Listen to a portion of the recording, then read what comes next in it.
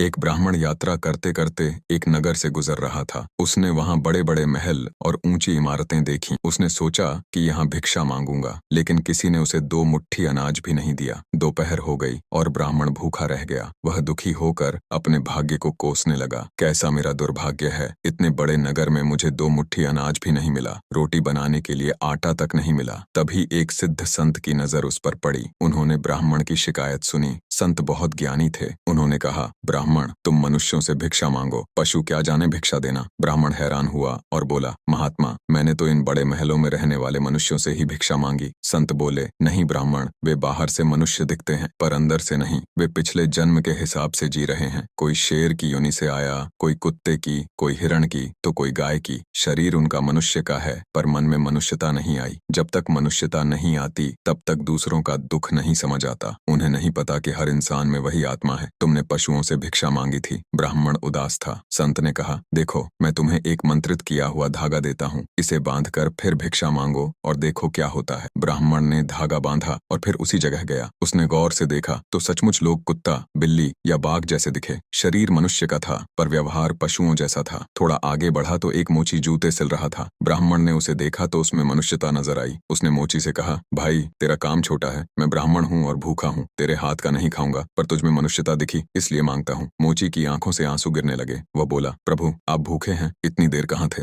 मोची ने अपनी जेब से कुछ पैसे निकाले और हलवाई की दुकान पर गया। उसने कहा, इन भूखे भगवान को खाना दे दो। फिर घर से एक जोड़ी जूते लाया और चौराहे पर बेचने लगा। उस राज्य का राजा जूतों का शौकीन था। उस दिन उसने कई जूते आजमाए पर कोई पसंद नहीं आया। उसने गुस्से में मंत्री से कहा, अच्छा जूता लाओ वरना सजा दूंगा। मंत्री ने मोची के जूते देखे और राजा को दिए। राजा को जूते बहुत पसंद आए। उसने कहा, इसे बनाने वाले को 10 सोने के सिक्के दिए जाए। मोची बोला, ये जूता मेरा नहीं, ब्राह्मण का है। उसने ब्राह्मण को बुलाया। राजा हैरान हुआ और बोला, ब्राह्मण जूते कैसे बनाए? मोची ने कहा, मैंने मन में ठान लिया था कि जूते की कमाई ब्राह्मण की होगी। ब्राह्मण ने सारी कहानी सुनाई और संत के मंत्रित धागे का जिक्र किया। राजा ने धागा मांगा और बांधकर देखा। उसे दरबार में सब पशु दिखे, कोई सियार, कोई बंदर। उसने खुद को शेर देखा। वह समझ गया कि मनुष्यता ही असली पहचान है। उसने पूछा, यह धागा देने वाला संत कहाँ है? ब्राह्मण बोला, वे चले गए, ऐसे संत दुर्लभ हैं। ब्राह्मण ने कहा, अब धागे के बिना भी मनुष्यता पहचानी जा सकती है। व्यवहार से पता चलता है कि कोई सर्प है या शेर। मनुष्यता लानी है तो कुसंस्कार छोड़ो, समय का मूल्य समझो। सत्संग से विवेक जागता है। जो मानवता से भरा हो वही सच्चा मनुष्य है।